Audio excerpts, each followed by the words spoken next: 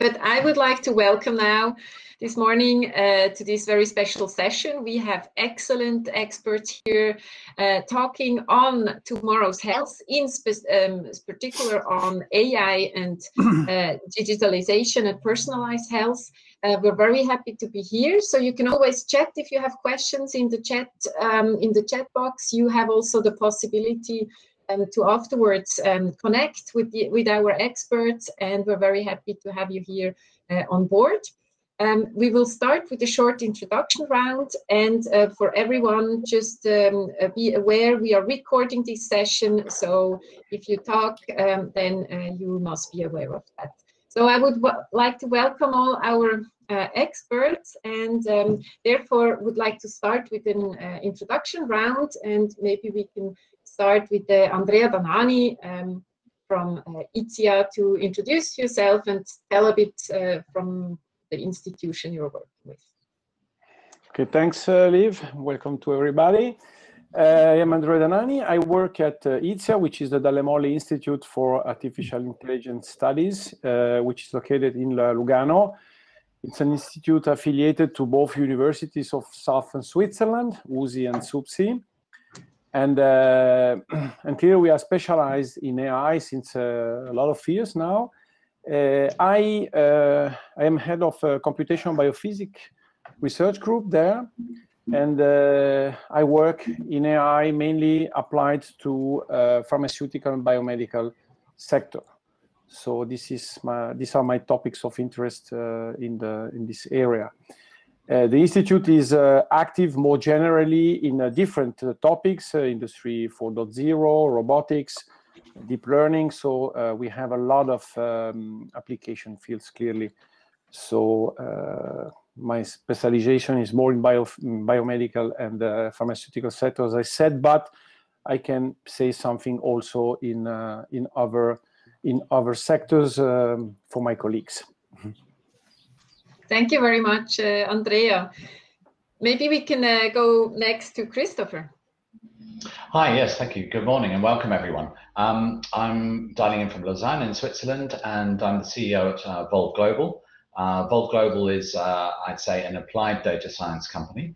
So we actually develop bespoke algorithms to find patients who are at risk of very rare diseases, where the data is difficult to support that kind of activity, and where the heterogeneous nature of the patients is very difficult also to detect, and they're very, very rare events. So that's what we do, and I'd be pleased to talk about how we do and what we do and what the real world challenges are around that. Thank you very much, Christopher, and let's move on to Norbert. Absolutely. Liv, good morning also to fellow experts and to the audience. My name is Norbert Farkas, founded Centivis 4 years ago, which is a boutique diagnostics market access consulting agency. So technically what we aim is how to help our clients securing reimbursement and coverage for diagnostic solutions. And I'm really happy to be here today because definitely digital transformation, artificial intelligence is a hot topic. And I think one key question is going to be how to bring these nice solutions into the clinical practice, and bringing them to clinical practice also requires payment coverage and health economic questions as well. Happy to be part of the panel. Thank you. Thank you, and welcome to you as well very much. And Andre. Hello, good morning. My name is Andre Freitas. I'm the head of the Reasoning and Explainable AI group at IDIAP. So IDIAP is an Artificial Intelligence Research Institute located in Martigny, in Valais, a beautiful region. And my research areas are around making AI safe and explainable, and how to deliver deep inference. In terms of health applications, I work with cancer research applications, cancer clinical trials. Thank you very much. And last but not least, we're very excited to have you on board, Bart de Witte. Yeah, good morning. Bart de Witte is my name. I used to live in Switzerland, but now I'm based in Berlin. I've touched machine learning or worked with applied machine learning and AI in 2010 during my tenure with IBM, and then saw a specific trend that I wanted to correct. So I left IBM and I founded a global NGO that focuses on creating common data, or data commons and AI commons. So we run campaigns. We are fostering a community to create these data and AI commons. We do this by collecting donations, and we want to liberate information, liberate data, and liberate AI by building an open ecosystem, as I believe that open and use open innovation, that Europe will be more competitive compared to these other two regions that are focusing on AI. Very excited to have you here on board as well. We're always having the future. Let's maybe touch first a little bit the topic of like what technology-wise is actually possible now, and especially looking a bit ahead in the future. Where are we now and what is possible? And let's have a little bit of the science fiction in mind. And I would say, Andrea, I think you are really, one of them really at the edge of the technology. Can you elaborate a bit? Where are we now with AI and health technology? So I'm lucky I can start with general things. The first thing I think we need to underline is the penetration of these techniques with a lot of data. I mean, if we look at the numbers and the population on Earth, we see that we have huge numbers, first of all. Internet users, we have more than 50% of penetration, for example. Active social media users, we are also close to 50. Mobile users, we have almost 70% of penetration in a population in the world. And active social media users, we are around 40%. So it means that we have data volumes which is huge. I mean, now we are around, for machine-generated data, we are around something like 50 zettabytes of data, which means that we have a huge wave that we need now to surf. So the problem is that how can we surf on this overwhelming wave of data? That's the big problem. And I think that AI is the only solution to surf on this data, probably at the moment. This is, I would say, the first consideration that we have to take into account. Which means that where are we now? First of all, since I work in a university, there is a strong need to create data scientists, first of all, I mean, as a profile. So this will be probably the job of the future. So if we look at the future, people able to use this data, to manage this data, and therefore, where we are now, probably we don't know exactly where we are, which means that AI has incredible potentialities that probably we don't understand still now at the moment.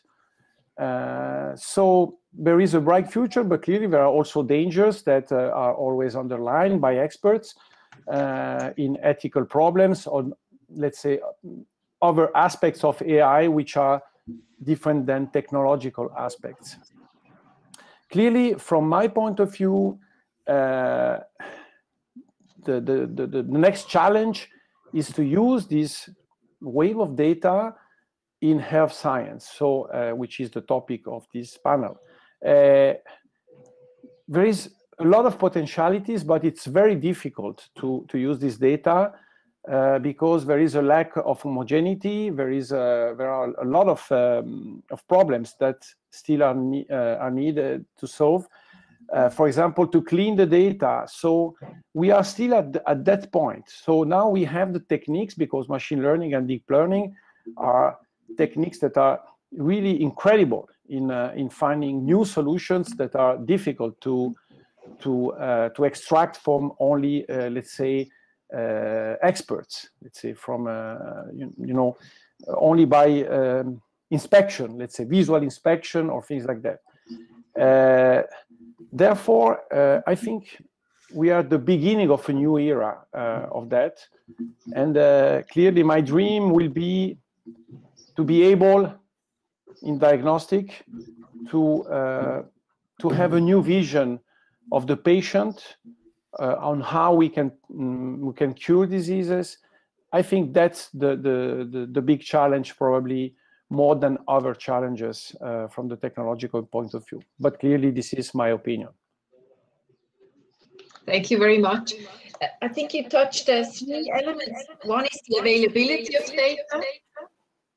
Then the other thing is the trust in data, and then the ownership of data. So maybe of the other experts, the availability of data. I mean, you mentioned the penetration of data in other areas, how it, like in health tech data, I mean, there are data available, but not so much. Can you even research and can you even work with them because it's so kind of limited, or do you have numbers attached? Maybe, I don't know, maybe Andre or Christopher or also Bart, you want to? So I could start commenting on that.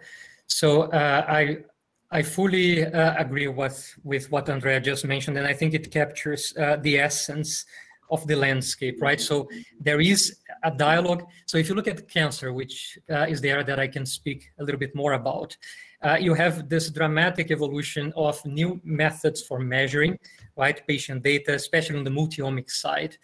And even, thinking about imaging methods. So you have this evolution of methods to measure, generating this data. And then you have, on the other side, the algorithmic development in AI, which is also a Cambrian explosion of methods, right? So how to enable this dialogue? I think in terms of the direction that you asked your question, it's exactly one of the bottlenecks, right? In terms of the barriers that one have.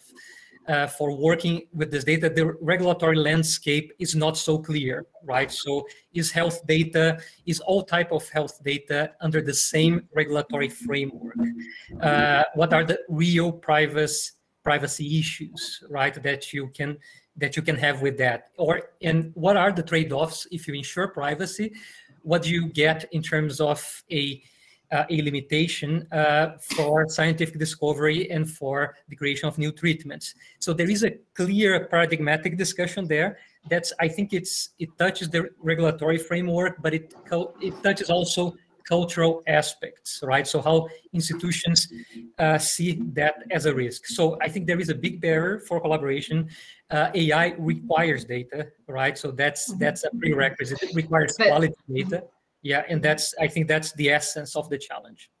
But do you have enough data yet available, or is it you do have to work in Shanghai to get the right enough data to work with AI? Maybe Christopher, you can say. Yeah, I mean, it depends. When we talk about health and we talk about citizens, we're not necessarily looking at just patients. We're looking at people before they become patients.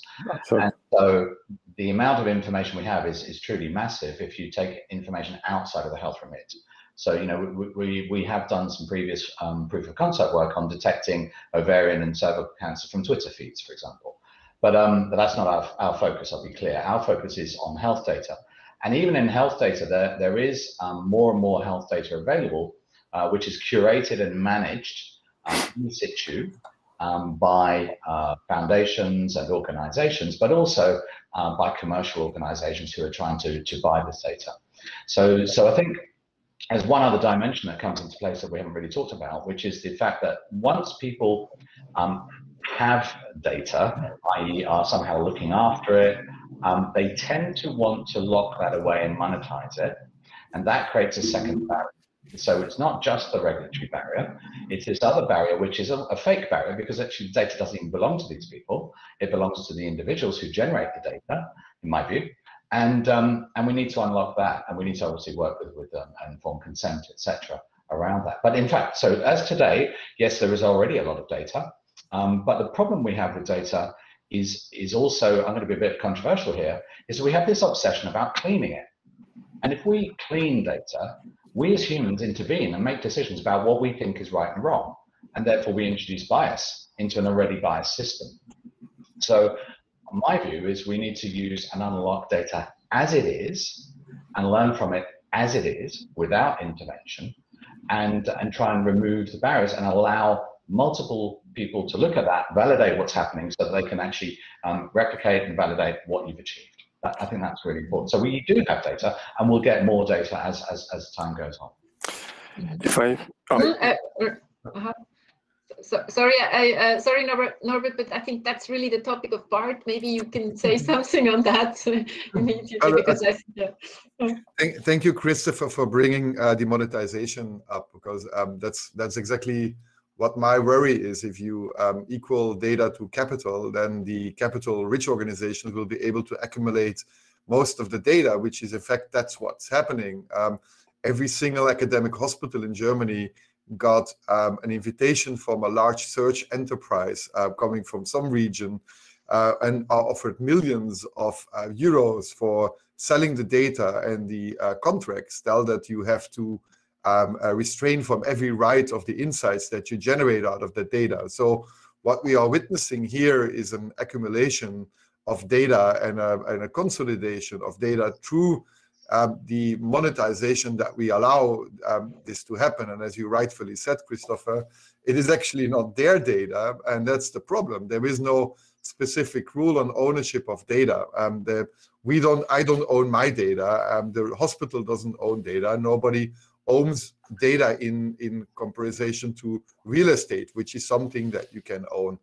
And I think we need to really ask ourselves the question, who gains from the insights that we get out of data? And if we allow data to be accumulated in single organizations that put a paywall in front of that, they will create, as Christopher also said, like, you create some kind of, I call it artificial scarcity. And through the artificial scarcity, you create economical value. And I think that is the wrong way of maximizing the benefits of AI, because at the end, this could lead to a monopolistic system or an oligopolistic system that will not lead to more inequalities and the promises that we all talk about. So that's exactly the problem that I saw a few years ago and that I try to address. So we collect data. Yes, we have to cleanse it because we need to, at least from a population perspective, eliminate the bias, because most of the data is white Caucasian data that we are using. A Stanford paper recently released a paper where they saw that of all startups in the US that are applying AI in healthcare and releasing the AI in the market, their AI is based on 3 different data sets coming from 3 different institutes. It is completely biased. So what happens when an Indian person comes to a hospital getting diagnosed by a system? I think we are going the wrong way, and we need to correct this by looking different at data. And for me, the way how I corrected this is looking at data as a reflection of human life, and not something that we compare to oil or an asset that we can use for economical purposes. Mm-hmm. What is your opinion? Yeah. Maybe not, yeah.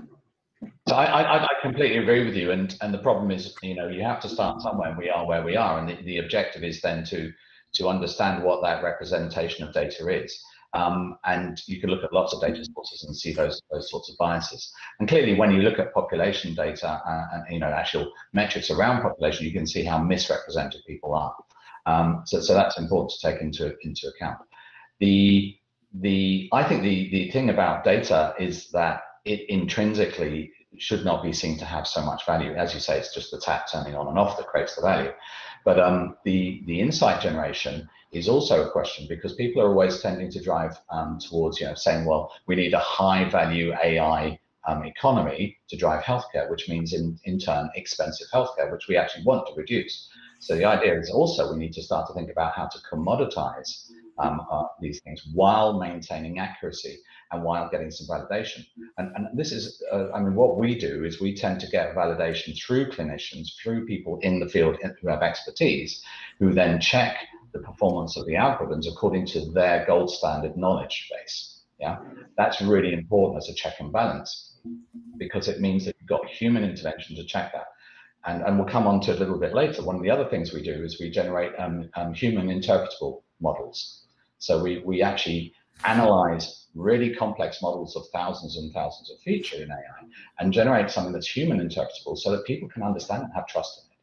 And I think that's another thing we need to probably touch upon a little bit further down the line. But you mentioned also two elements. One is the bias of data. Like on the one hand, the bias because it's like managed by a corporate or by one entity, and the other thing is the bias of the data of like because there is a human factor on the data. How is that? I mean, we have a different, very interesting angles. I think that's one. I think we can afterwards go back again of like how can we really these data, how can it be more open source, or how can it be used better by many? But the question now maybe can be like, what is the quality of the data and when is it biased? We have also one question from the audience saying like, what is the human factor when dealing with data? Like it's data gathering is one thing, but the value of the data is another thing, and the being biased of certain inputs is also another thing. So maybe you can say something on that. I don't know, Andrea or yes. Andre. Well, I just can say something very concretely. For example, I am working on a project about diabetes, and it is exactly related to what I've heard before. In this case, we have to develop an app which is able to help people with high risk for diabetes of type 2, for example. And there you have a very complex problem, because this is a typical disease where many aspects are there. You have psychological stress, omics, whatever. You can put everything inside, and clearly here also the cultural aspect are very important. So the data that you have in South Africa or in South America are completely different from the ones that we acquire here in Europe. We cannot use data, simply data that we have there, without looking at the human aspects behind this data, because you have a lot of factors. So I think we are at the moment in front of a very huge problem, big difficulties that we have to solve some way with limits, because clearly this difficulty is a big wall. But going back to what I was saying at the really beginning, I think that a first aspect that could be very useful, I think Bart was saying that, is related to the prevention. For example, if we can help people not to cure diseases, but to prevent diseases, just because we have data enough to foresee, to look at problems before really they are conclamated, then I think that will be already a nice step forward in this aspect. And clearly, I hear as many aspects. I can also mention the example that in this project we are looking at the possibility to put a chatbot helping the patient or let's say the customer in with different psychologists there, no? So that if you give a suggestion, you should pay attention to who you have in front of you, because maybe a suggestion,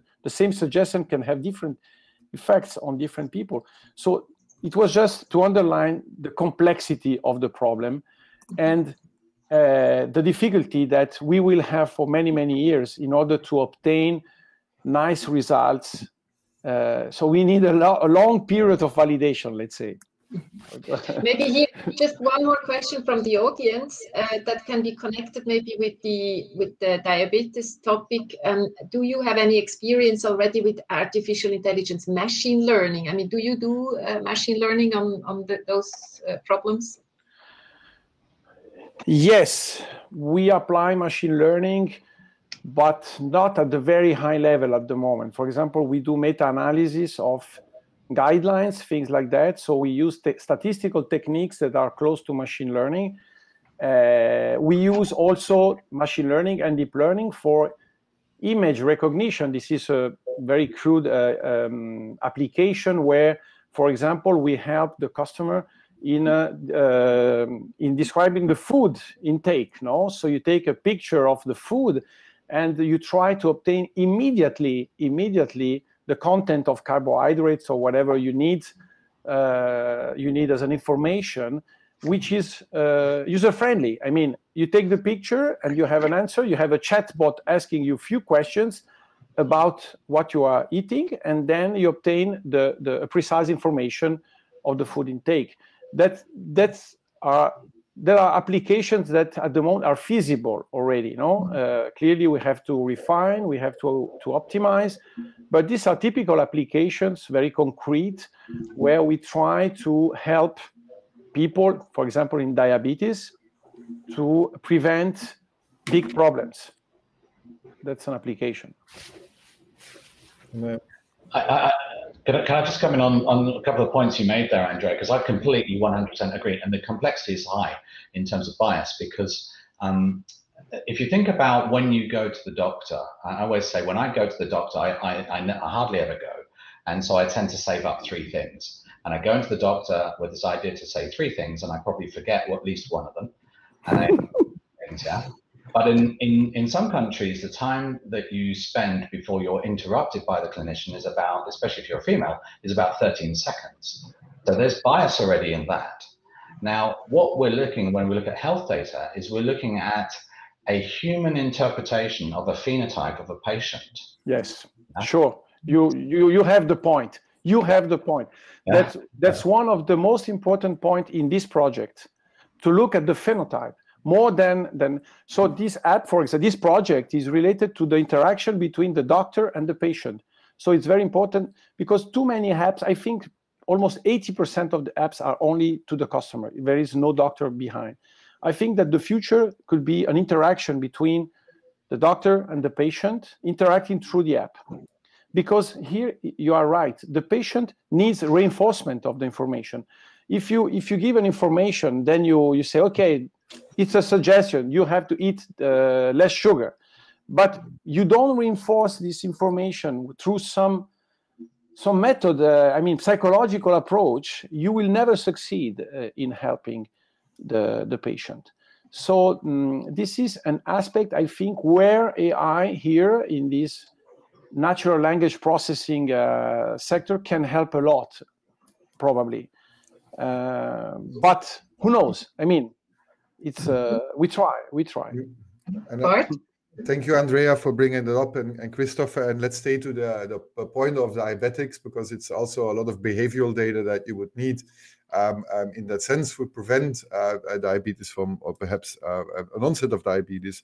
And when I started thinking that we could apply open source principles to AI, which is a bit difficult, because AI is about data, it's about content, and about code in that sense. So it's not the same as what we have seen with Linux, but I've did a lot of research, and in the diabetics area, there's a beautiful community, patient-driven, called OpenAPS, which comes from the Open Pancreas System project, driven by, or started by Dana Lewis 10 years ago. And they have started to first hack their continuous glucose monitor interfaces, then they hacked their insulin pumps to get the data themselves.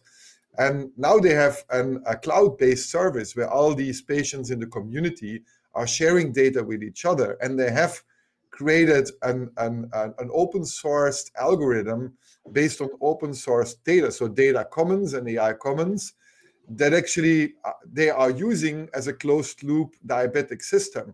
And their algorithms are way better than anything what the industry can offer at the moment. Because why? It's a do-it-yourself community.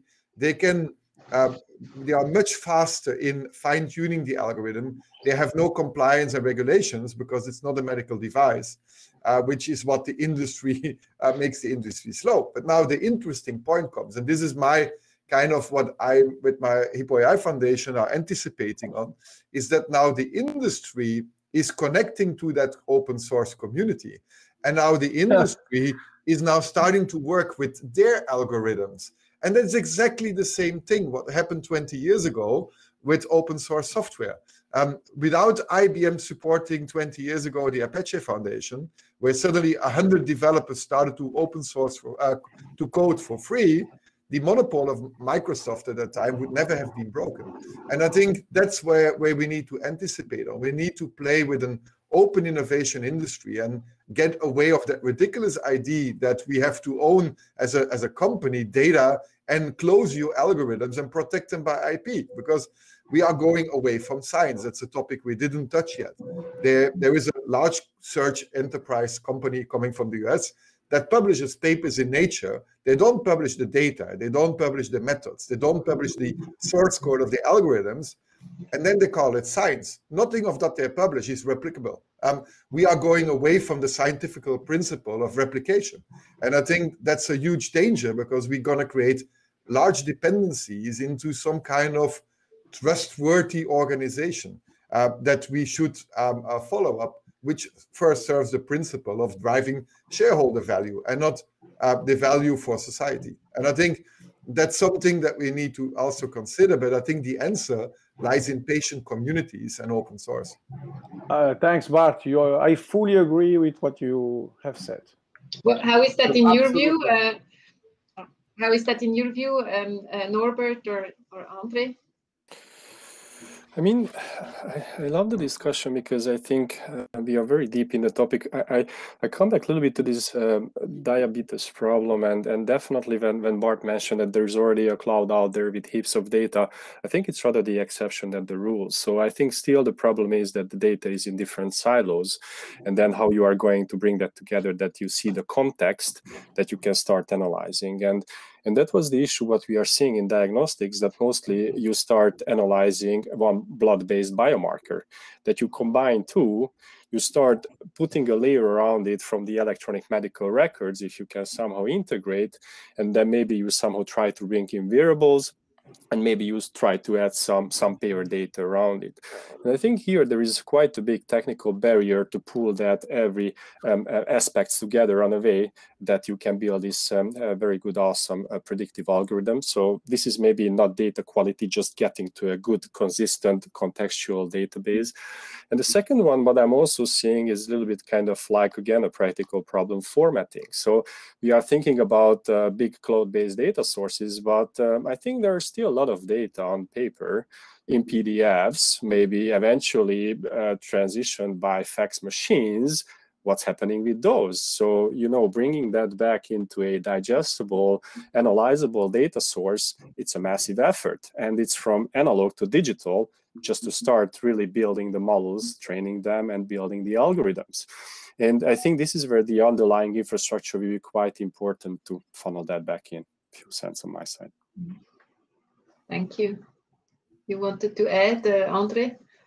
Or? I can follow up on what Norbert said, maybe answering one of the questions of the audience, right? How it relates with the genomics aspect. What's the interface between, or the opportunities that AI brings in terms of genomics analysis? So as Norbert was saying, I think this opportunity to integrate different data sets and create kind of multi-layer complex systems and discover new biomarkers. There is a great opportunity there. I think that's one of the possible opportunities and selling points of AI. We are discussing the substrate that this rests, right, which is the data. But I think in terms of the applications, in terms of multi-omics, there is a huge space that's now we are, from the AI perspective, starting to establish what is the foundation, what is the value there. So very rich area on the application of AI for multi-omics. So really understanding, for example, the cell in all of its aspects, right? So from the genomics aspects down to the proteomics, final expression. So there is this complexity, understanding this complex system. I think AI has a big role to play on that, right? Understanding that, making sense of that heterogeneity. This is on the scientific discovery side, but also there is an aspect that's more pragmatic, that's facing directly the patient, which is actually building systems which can provide better predictive or prognosis for a certain patient, or early detection, as was mentioning before. So I think this interface with the multi-omics level, there is a huge opportunity to explore, and it dialogues directly with the theme personalized medicine. But again, it dialogues very closely to the data problems that we are talking about. If I could come in on that, on the genomics side, it's interesting because a lot of people saw genomics as being the holy grail, the solution to a lot of things we're talking about right now, and clearly that hasn't happened, and that's for several reasons. When we looked at rare diseases, which people think are triggered by, say, a couple of gene mutations, and you really investigate that, what transpires is that for a lot of diseases, those mutations will only be predictive of symptoms for patients, so where they actually get ill, for 15% of the patients. So for 85% of people who have a mutation, nothing happens, and no one knows why. And so you can't then use genomics as a solution because the problem is downstream. So it's in the protein folding, or it's somewhere in the metabolics, as you said, and Andre. And our understanding, because we tend to think of things, and we still do this, and it's the way we work because we're commissioned disease by disease, is we tend to look down these narrow channels. And so understanding more about the complexity of that living cell and the mechanisms in the cell is a potential to sort of cross another knowledge path with say a disease knowledge path in that way. And so I think we haven't really sort of fully even thought about that kind of thing yet, but we're discovering it. And the interesting thing is, if you think about, let's say, statins and, cholesterol, people used to say, oh, I have cholesterol. Now we have 5 types of cholesterol, okay? Each of them has to be dealt with differently. And I'm sure we'll have more soon. And so everything is being split. The more we know and the more we discover, the more data we generate again. So it's not just the data we have here, but the fact that we're, this exponential curve is just going rocketing skyward in terms of as soon as we learn more, we realize how little we know and how primitive what we do actually is. And so people tend to think about AI as being this amazingly powerful thing, but you have to be very precise about how you apply it and in what area that you can replicate results, you understand what you're doing, it has outcomes that are desirable, etc., etc. I mean, here we come again with to the topic of the data quality, because what does it mean if someone says this, or if someone entered somewhere some data, what does it mean, and is it validated? So now, do we have any differences between the States or Americas, Asia and Europe for the validation criteria, for the protocols to validate algorithms and data? Is there any of that existing? Or can you specify the differences? Yeah, well, I mean, a lot of it, it's a complex problem because it depends on multi-stakeholders in the process. So if you are working as a clinician, the EMR system, the software you're using, will actually make you do certain things in certain ways. So what we see when we look at the information that's, say, coded in say, the Netherlands, is we have a primitive-ish coding system called ICPC, which makes people code diseases in a certain taxonomy. And then we have access to anonymized free text notes, which can be tokenized. And then when you move to another country like the UK, there's no free text really per se, but there's a much more complex coding system. And so the behavior of the clinician changes according to that environment. Yeah, and that's a regulatory kind of specified environment that people embody in software. And then there are multiple software systems that will actually collect that data differently. And in the UK, we have a lot of people that are 1 meter high and weigh 1, because the patient isn't there when they have to fill in the data for height and weight. So they press 1, return, 1, return. And so you naturally have wrong data in there because the system is demanding data. Yeah? And the patient is. So yeah, we have lots of problems like that. Yeah. How do you experience that, Andre? Because I think you are also into these protocol, data validation protocol type of research.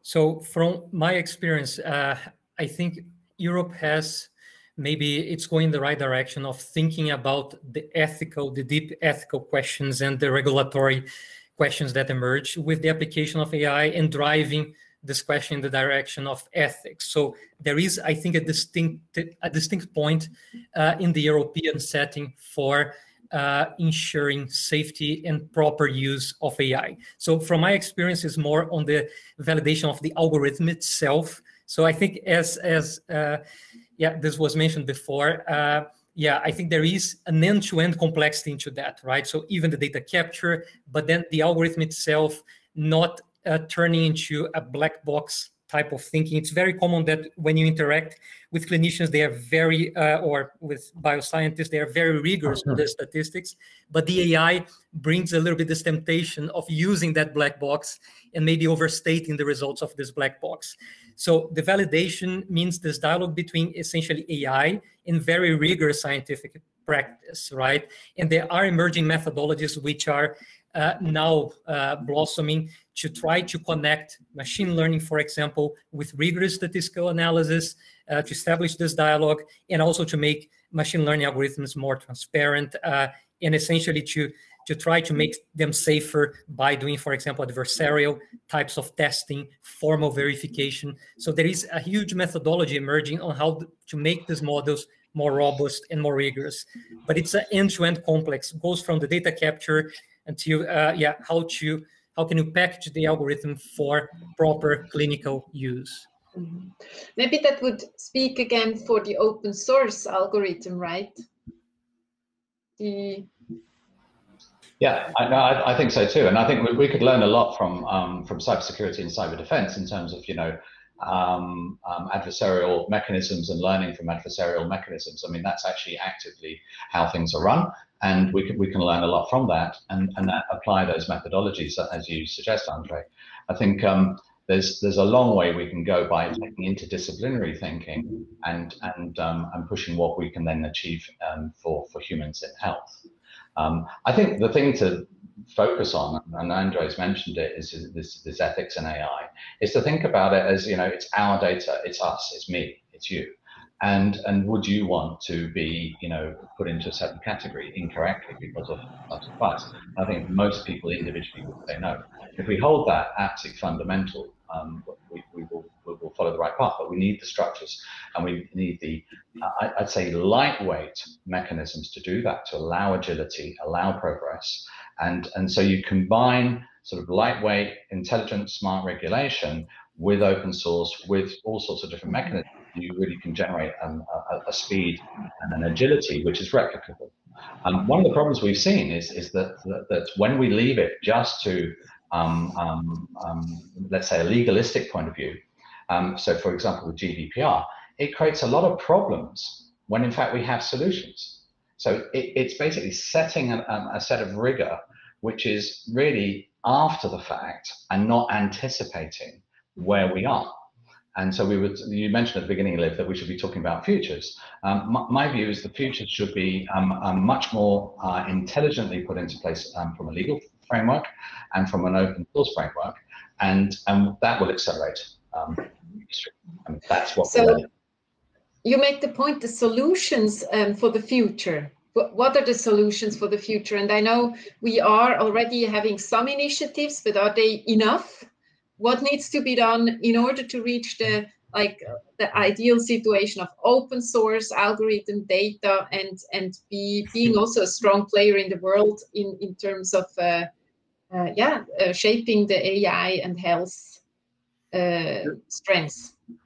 My answer, if I'm allowed to answer, is going to be very, very, very biased. So I have established a nonprofit, I think, which is the most difficult thing I've ever did in this, where everything is getting monetized and telling you're going to demonetize things. But if you look at, I call myself a humanitarian mix of the Apache or Linux Foundation with Doctors Without Borders combined. And the problem with open source is the funding mostly. So what we try to do is really work with patients and set up campaigns. But if you realize how much people are donating to Doctors Without Borders, I don't know if anybody realizes how much people donate to that organization. Does anybody has a clue? It's 1.6 billion. So, and I said, like, if people donate to Doctors Without Borders 1.6 billion, if I can set up an organization, then I can have perhaps 10% of that, and we can create open data sets and give grants to people who follow on the principles of open data and open knowledge, then I think we can create a very different kind of ecosystem. That is what Christopher said, like the future open source frameworks driven by communities, driven by specific values that are close to science. And I think we need this kind of, in the digital multiverse or universe, similar organizations as we did in the analog. We have Doctors Without Borders because they are solving issues in certain regions where the countries are not able to help. So in our digital society, I think there's a place for an organization like Maya as an NGO, which is a global and neutral one that solves these problems. And I think that's, for me, something for the future, that we all can collaborate on that shared purpose, on that shared vision, to go in a different direction than most of the investor ones who are really in here for short-term gains. I'm a mentor for startups, and the only reason why some investors invent in these startups is so they can do an exit in 3 years. And if you want to do that, you keep the data close, you keep the algorithms close, because then your exit is going to be the most valuable. So. Yeah, I think you're right, and it takes a change in business thinking and what the business model is, and this is one of the things we need to think about.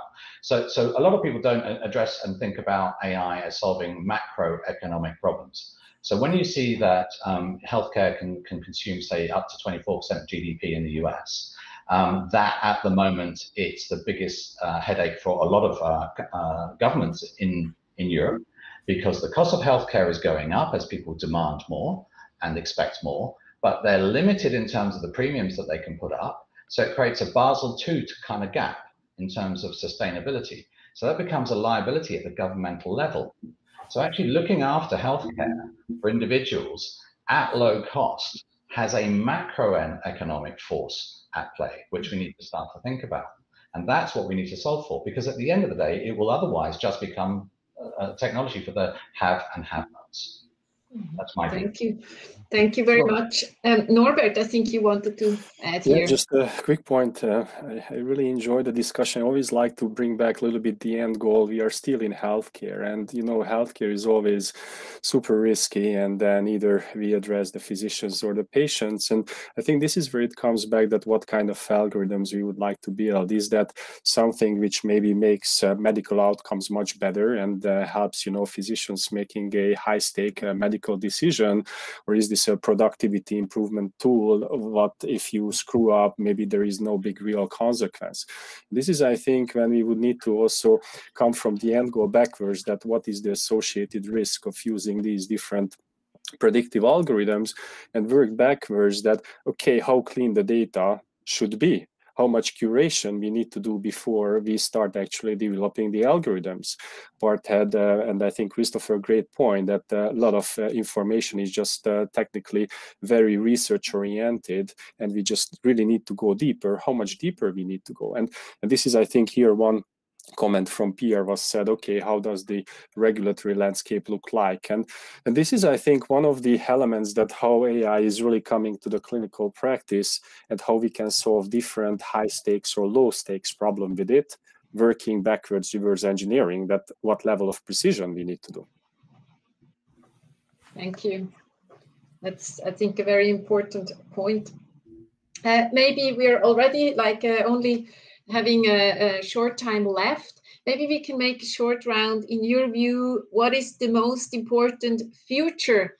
How does the future look like in your view? And what is your institution taking account to that future? Or what is your part of it? Maybe Andre. So starting with that and looking from a cancer perspective, so I think this ability to really understand the complexity, as Christopher was saying, of what happens at the cell level, right? The future looks very promising. New ways of capturing data, biological data, are emerging, and new methodologies on the AI space, right? So it's really a quite Cambrian explosion of techniques that are emerging. Are also being addressed, right? So this dialogue between the two is something that I think looks very promising in understanding a disease that's very complex to understand its biology, right? So I think the future looks very promising, but still there is a gap that one needs to address. What is clinically applicable today? What is still research? So there is this complexity on which AI is more for exploratory purposes, which AI can be readily applied in a safe and explainable way. So I think these are the keywords that I consider important. New methodologies to make these algorithms safe and explainable. That's something that we are emphasizing and focusing at IDIAP, and how to make it dialogue with very complex multi-level, multi-omics patient data. How can we use that to build the next generation of systems to predict or to diagnose diseases? Can you say that the future, I mean, besides that the future, like there is no diseases anymore because it's all predictable and it could be prevented because of the predictability? So I would not make such a strong statement, but I think, for example, if you look at a complex disease such as cancer, I think it's a way more personalized understanding of these processes. And then you have treatments which manage that at a different level, right? So I think it's way better ways to treat this disease. So it's less of a cure, but of course, this makes sense in this end-to-end manner, right? So predicting earlier, treating it better in a more personalized way. So I think that's the opportunity that data and AI brings to such a complex disease landscape. Yes, maybe I can add a word in that. I fully agree on what Andrea said. It's also our direction. I will say that the keyword is personalized medicine. That now is on, I would say, from 10 years now, at least, even more. And I think we have more to look at what is called allostasis. So, which means really to keep an equilibrium, to not, I mean, the vision is we don't have to look at the person as 0 and 1, sane or ill. I mean, you have to take care of the disease, but to look at someone really in a more general way, where you have to look at this allostasis and say, how well are you? I mean, are you really taking care of your situation? Are you really aware of a situation that maybe is due to stress and is in development? I think that, as Andrea said, the prevention is, I think, the most important thing. But more than prevention, I would say awareness of that. I mean, to teach people to be more aware of their state and to monitor this without too much stress. Because if you have to monitor everything every day, I mean, it's not normal life anymore. But to have something that will enable to monitor your situation without too much stress, just to pay some attention on that, I think that will help a lot in managing the healthcare in general. That's my point of view. And then this, the monitoring should not be done by random companies, but more like by yourself, or like enabled through things that you can it is use called yourself. Now the quantified self. It's a technical word now. Self. The That's quantified self, yes. So clearly, I repeat, that should not be done with too much stress from somebody. But there are instruments that you can use. I mean, to have a picture of yourself which is close to reality, and then you have to learn how to use this data, because clearly there are a lot of people using watches, smart watches or whatever, doing training or whatever, but you are not able to use this data efficiently. It's just a way to convince yourself that you are doing something good, but maybe you are even doing the wrong thing because you are training badly, not in the right way for you, because you are doing too much, for example, or not enough, and blah, blah, and blah, blah. So it's a complex situation, but I think that this direction could be a good direction to take for the future. Thank you. What do you think, how the future looks like, Norbert? Yeah. just to break the ice until the colleagues collect their thoughts. So we help many developers how to really get these awesome tools to the mainstream healthcare system. And one big barrier is, of course, before adoption is access, market access, pricing, and reimbursement. And my wish would be some kind of like innovative funding models which encourage the actual real healthcare use of these novel technologies. And for example, in the US, there is the new technology add-on payment, which is exactly this add-on, this small, in Switzerland, you have this saying, Leckerli, this kind of like, nice motivation that how to encourage innovation, which technically also helps later on with the adoption. So my wish would be more instruments like this to help bringing these very nice and awesome tools into mainstream practice. Thank you. Maybe Bart, your future? Yeah. Well, the present defines the future, and the future is built on the foundation of the past. So the next thing we are going to do is going to define what kind of future we have. And that is a quite, so I agree with Andrea and Andrea that the future is personalized, precision, preventive, and also patient-centric.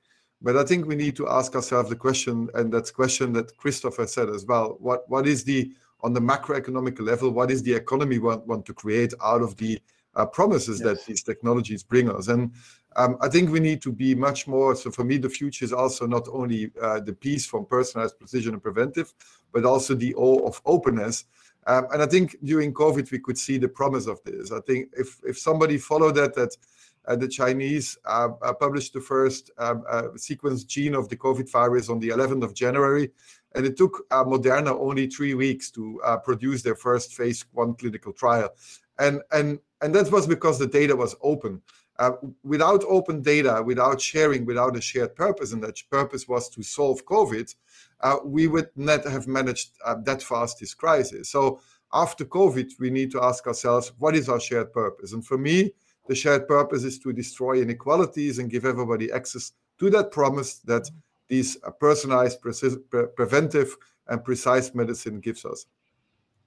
Thank you very much. I think that's certainly very important. The diversity topic that we have now, also with other discussions, like the more ideas, the more different ideas come together, the better also the result, also in many other ways as well. Maybe Christopher, your last sum up of like how your future looks like and what's your added elements to it.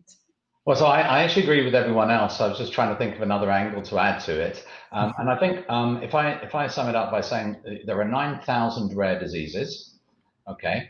So personalized medicine, as it divides up, will soon have 18,000. And then we have more than 50,000 data points in an electronic health record. And a clinician needs to understand these, thousands of diseases with thousands of data points. It's impossible. So my vision is that we can help clinicians and we can help humans understand the patient that is presenting in front of them and unpick from all of these large sets of information and data and variability to help us make the right decisions for each other. So clinicians, I think, are still really important because they're who we go to for care. We're humans and we need to keep the human in it. So my vision is a human-augmented future. Thank you very much. And I think that rounds it up very well. Unfortunately, the time is already come to an end. But I would like to tell the audience that the platform that we are offering is really to network. So you can chat with all the experts. You can also ask questions before or after. We are going to have another session today at 5 p.m. also with the same experts, and we're very happy to meet you there again. And please do not hesitate to ask directly or have a look at the institutions that are offered also on the platform to be exposed. So thank you very much, and I would like to thank you all for your participation and for the interesting discussions and for all your interesting questions also in the chat.